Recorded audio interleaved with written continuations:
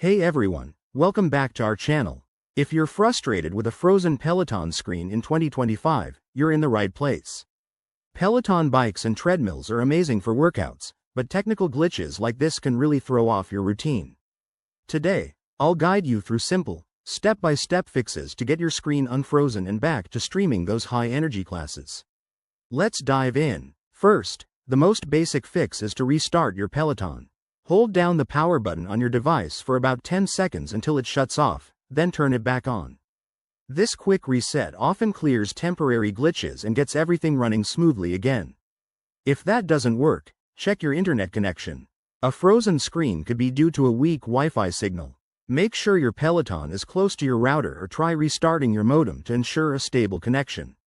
Next, head to the settings menu on your Peloton and look for any available software updates. In 2025, Peloton regularly releases updates to fix bugs and improve performance, so installing the latest version might resolve the issue. If you're still facing problems, try force closing any apps running in the background through the device's menu.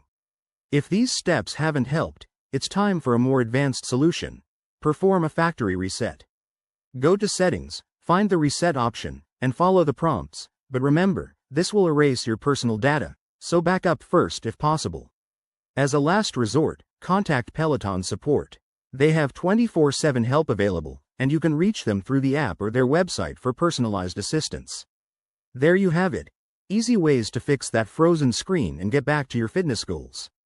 If you found this helpful, give it a thumbs up, subscribe for more tech tips, and let me know in the comments if you've got any other Peloton issues. Stay active and see you next time.